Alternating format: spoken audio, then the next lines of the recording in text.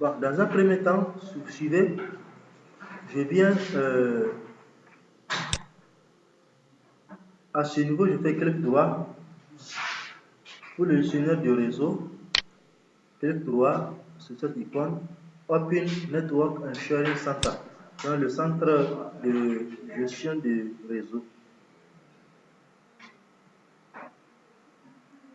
Donc, à ce niveau, puisque vous avez installé VirtualBox, non? Je clique sur Change Adapter and Setting, ça dépend. Si c'est en anglais, c'est comme ça. Si vous avez, si c'est en français, c'est changer les paramètres d'adaptateur, n'est-ce pas? On clique dessus. Oui, les cartes réseau, oui. Maintenant, j'ai un VirtualBox ici. Je fais clic droit. Propriété.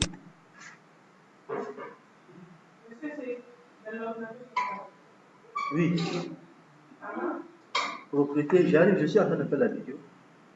Propriété ici. Je prends IPv4.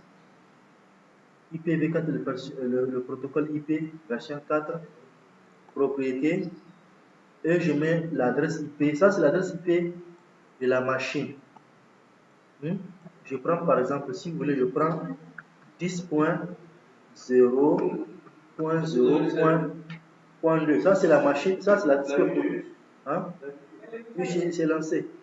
Maintenant, le masque du réseau, c'est, puisque c'est un réseau de classe A, le masque, c'est 255.0. Ça, c'est le masque standard. Maintenant, je mets aussi, ça c'est l'adresse, ce que je suis en train de mettre, c'est l'adresse IP de Kali, de la machine Linux. Donc, lui, la machine Linux a 10.0.0.1, alors que ma machine physique Windows, elle a 10.0.0.2. Je fais OK. Yes. Close. N'est-ce pas? Maintenant, je viens sur Kali. À ce niveau, qu'est-ce que je dois faire? Je viens ici au niveau de la console du réseau. Je fais clic droit. Je clique sur Network Setting, donc paramètres du réseau. Et parmi les adaptateurs, j'ai le premier adaptateur, c'est pour l'interface avec le NAT. Ça, c'est l'interface ETH0. Ici.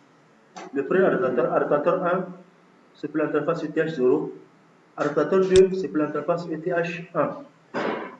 Mais c'est avec ETH1 que je vais me connecter avec la machine physique. Ça, je garde ça. Quand je mets NAT, c'est pour me connecter à l'Internet. Parce que je vais utiliser le NAT. Oui, on peut se connecter à l'Internet. Depuis, il va utiliser la connexion de l'Internet de la machine physique, de ma machine Windows, pour lui aussi se connecter à l'Internet. Ça, c'est avec l'adaptateur 1 que j'ai choisi à ce niveau. Et il faut soyez très vigilant, il faut que le câble soit connecté. Il faut qu'ici soit connecté à ce niveau. Maintenant, ici, j'ai l'adaptateur numéro 2 que je vais utiliser pour me connecter à la machine physique. Ici, je choisis l'adaptateur Host Only Adapter. Quand je le coche, ici, je vais choisir, par défaut, j'ai VirtualBox ici. Et je peux dire permission en mode de promiscuous mode. Il faut choisir. Moi, je choisis Allo All. Ça veut dire que même la machine physique, les machines virtuelles peuvent se connecter à cette machine. Maintenant, il faut que le câble soit connecté. C'est bon? Donc, je clique sur OK. Maintenant, une fois connecté dans Kali,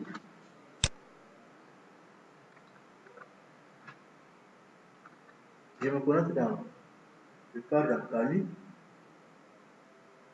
Maintenant, à ce niveau aussi, je dois attribuer l'adresse IP. Je dois attribuer une adresse IP. N'est-ce pas? Je dois attribuer l'adresse IP côté Linux. Parce que j'ai attribué l'adresse IP côté Windows. J'ai dit que Windows est la 10.0.0.2, alors que la passerelle avec laquelle je vais accéder, la passerelle par défaut c'est 10.0.0.1, qui est l'adresse IP de Kali. Donc, je la mets sur l'adresse IP. Je vais ici, j'utilise je vais la fixer de façon permanente avec l'utilitaire qui s'appelle Nano.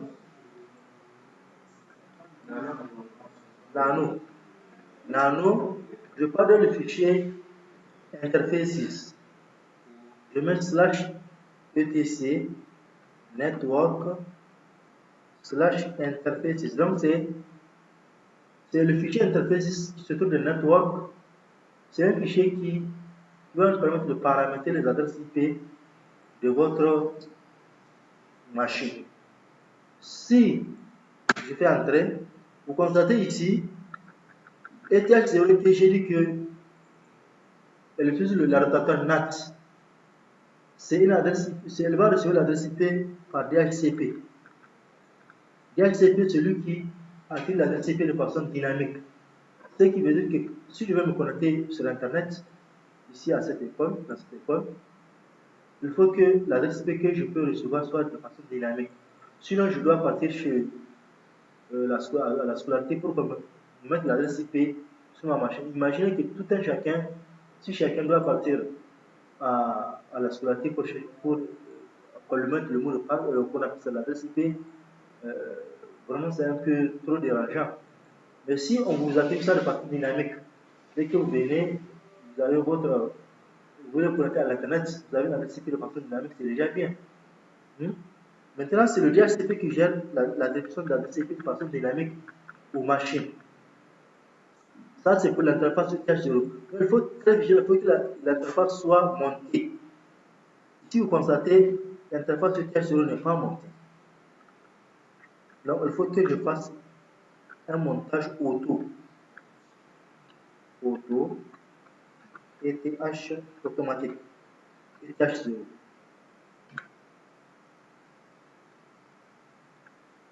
ETH0. N'est-ce pas?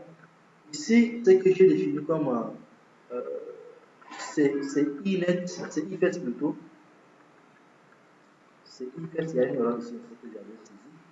IFET ETH0, INET DHCP. Donc l'adresse IP qu'il va recevoir, c'est par DHCP. Maintenant, je vais monter également mon interface avec laquelle je vais me connecter avec la machine physique. Ça, c'est ETH1 qui utilise l'adaptateur host only. Adapter. Maintenant, je fais IFES ETH1 INET statique. L'adresse IP que je vais allouer, ça sera l'adresse IP statique. Ici, l'adresse IP de Kali, c'est .1 et le masque du réseau, c'est 255.255. C'est 250 une seule fois plutôt. On a 255.0.0. Donc, je vais vous comparer un peu de quoi il s'agit. Je vais vous faire une comparaison. Ici, nous avons,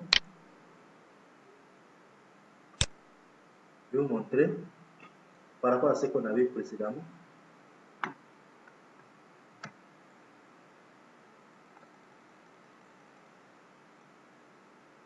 Voilà, j'étais ici. Voici ce que j'ai comparativement à ce qu'on a sous Linux. Voici, je dis que 10.0.0.2, ça c'est l'adresse IP de la machine physique. Et 10.0.0.1, c'est l'adresse IP de la machine Kali. Donc c'est même 10. C'est 10, j'ai mis 11. Voilà. C'est 10.0.0.1. Avec vous allez voir que ils ont le même masque. 255.0.0.0. Ici également, il faut que ça soit dans le même masque. Il faut qu'ils arrivent à communiquer sur le même réseau. N'est-ce pas? Ici, je peux mettre aussi la passerelle par défaut. si j'en ai besoin. Sinon, si je ne mets pas, ce n'est pas un problème. Ça doit marcher. Gateway, on a 10 points. C'est facultatif, hein? C'est pas obligé de mettre cela. Point 0, point 2. Donc, de part et d'autre, chacune a une passerelle par défaut. C'est pas obligatoire. Si vous ne mettez pas ça, c'est pas un souci. À ce niveau, une fois cela configuré, je peux faire CTRL O parce que j'utilise Nano. Et je fais entrer. CTRL X pour quitter. Maintenant, il faut que la configuration soit prise en compte. Sinon, vous allez voir quand je fais ping de l'adresse IP 10.0.0.2. Bon, je vais que ça passe. Sinon, au cas où ça ne passe pas, il faut maintenant faire etc init.d networking restart. Donc, il faut que cela soit pris en compte. Voilà, il dit que c'est OK, tout est bon. Là, on peut faire le ping au cas où. Vous voyez qu'il y a une connexion entre les deux machines.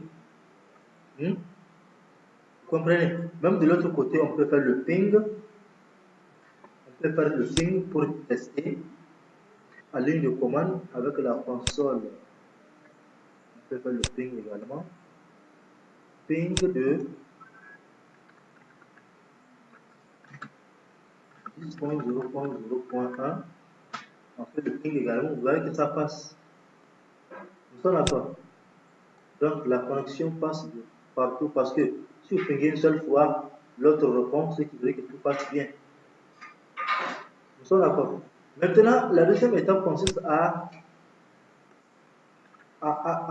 démarrer le service SSH. Sous Kali, le SSH est déjà installé par défaut. Il est déjà installé dans Kali. Donc vous n'avez pas besoin de l'installer, c'est déjà installé, SSH. C'est pour faire un accès à distance. Ce qui veut dire que depuis un poste client qui est distant, je peux accéder à ma machine sur laquelle on a le SSH. Et donc j'utilise le client SSH pour me connecter. Sur Windows, il y a beaucoup de clients qu'on peut utiliser, tels que Qt, tels que Jukbash, ainsi de suite. Ils sont nombreux. On peut même se connecter avec un navigateur. Les navigateurs actuels, tels que Chrome ou bien Firefox, ils ont déjà des extensions qu'on peut utiliser pour faire un accès distant. Donc, on va essayer de faire ça tout à l'heure. Vous allez voir comment ça va se passer. Donc, ici, je vais démarrer le SSH. Je mets service SSH start. Donc, on met la commande service et le nom du service, on met start pour démarrer. Pour stopper, on met stop. Pour redémarrer, on met restart. Start et restart peuvent avoir le même effet. Maintenant, pour avoir le statut, pour savoir est-ce qu'il est démarré ou bien il n'est pas démarré ou bien il est arrêté, je mets status. Vous voyez que à l'heure actuelle, il a dit qu'il est en train de démarrer. Il est déjà démarré, il est actif. N'est-ce pas? Maintenant, depuis ce poste, depuis le poste client, je peux maintenant utiliser Qt pour me connecter à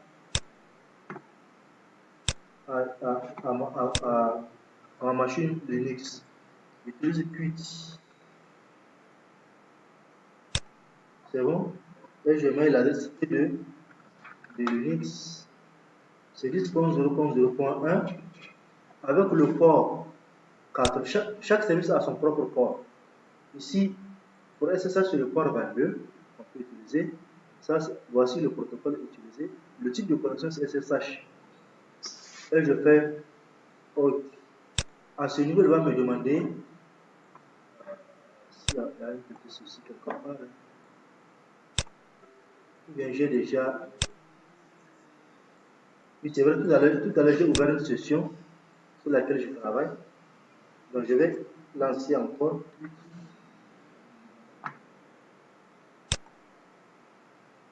10.0.0.1.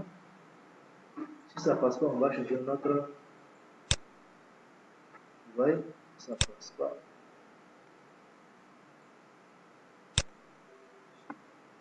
Bon, je vais venir ici pour faire un stop. Stop. Et après, je vais faire relancer cela.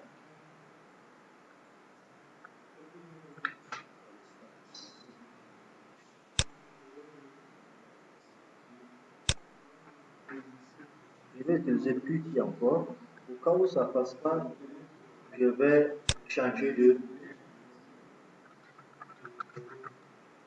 Parce qu'il y a une connexion tout à l'heure.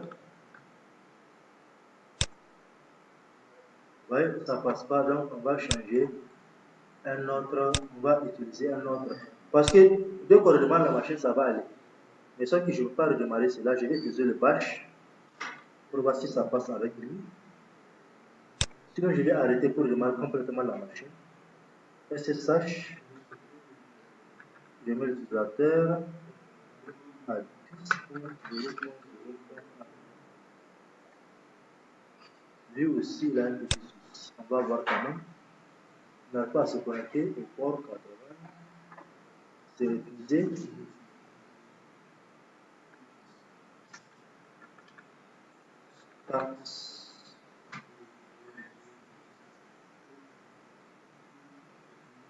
On va voir ce qu'il y a le ping même. La connexion passe bien. On va reprendre. Bon, sinon je redémarre la machine. C'est mieux.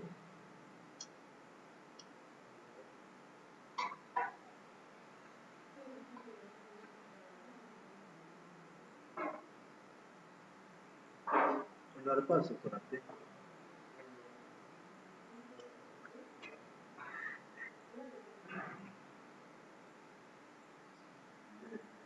Bon, je vais définir l'adresse IP comme ce qui était tout à l'heure. Adresse IP, ça aussi ça ne peut pas. Mais sinon, le principe est le même.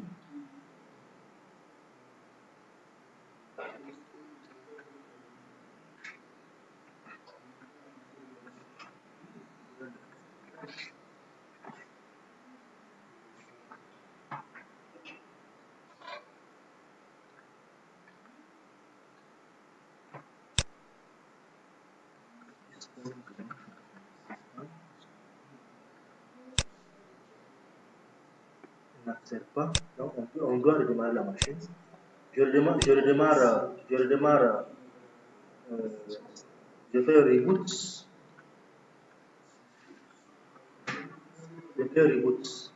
Entre temps, je vais un peu arrêter la machine, la vidéo, pour pas que ce soit trop long quand même.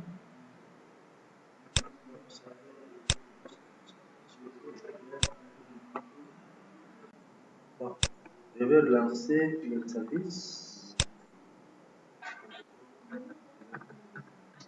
SSH.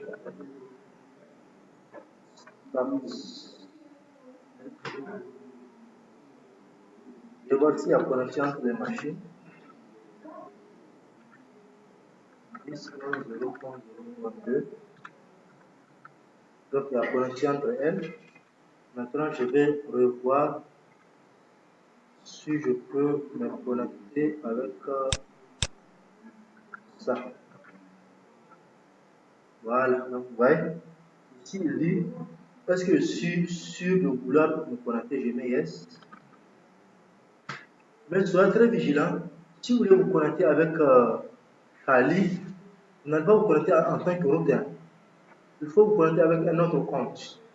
Mais c'est une fois à l'intérieur que vous allez utiliser notre compte, vous allez utiliser le compte route pour vous connecter. Voilà, je peux faire sur route et je mets le mot de passe route. Ça, je me suis connecté en tant que route. Vous voyez, même, vous allez voir que même maintenant, avec Qt, ça va passer.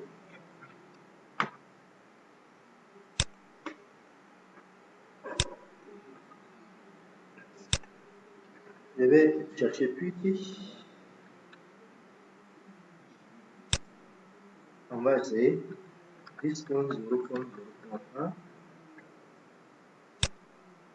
Voilà, je me connecte, je mets yes et je mets le simple compte. Je me connecte une fois à l'intérieur. Je vais me connecter avec le compte route. Donc c'est comme ça. Je vous ai dit tout à l'heure que je vais vous montrer comment faire la connexion avec un navigateur. Je prends par exemple Chrome. Dans Chrome, il y a une extension qui s'appelle Terminus SSH. C'est un client SSH. Si vous voulez, vous pouvez l'intégrer dans votre Chrome, dans votre navigateur Chrome. Donc c'est une extension. Le Chrome de Windows. Oui. Non, si vous êtes connecté à l'internet, on peut mettre cela. C'est une extension qui s'appelle Terminus. Terminus SSH.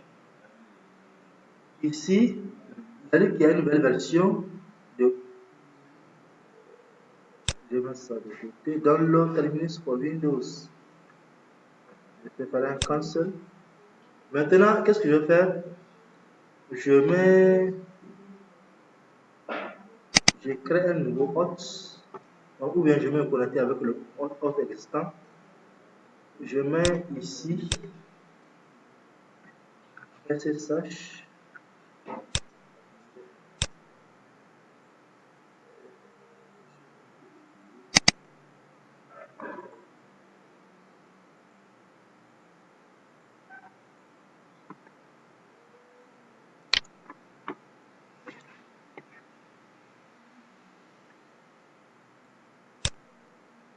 Je vais mettre un autre hôte. SSH. Je peux mettre le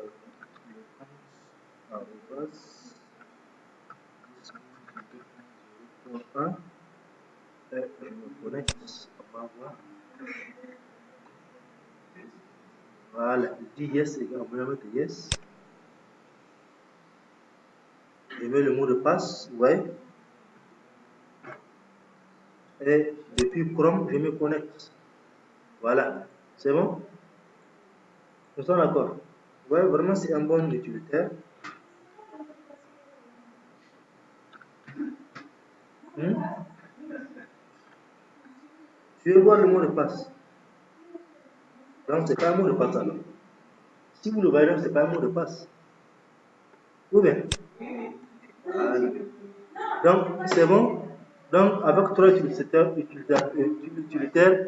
tels que Terminus de Chrome et l'autre Putty et le Bash. C'est à vous de choisir le plus approprié. Ça, c'est pour Putty. Ça, c'est pour Bash. C'est bon? Donc, voici un peu la fin de cette vidéo.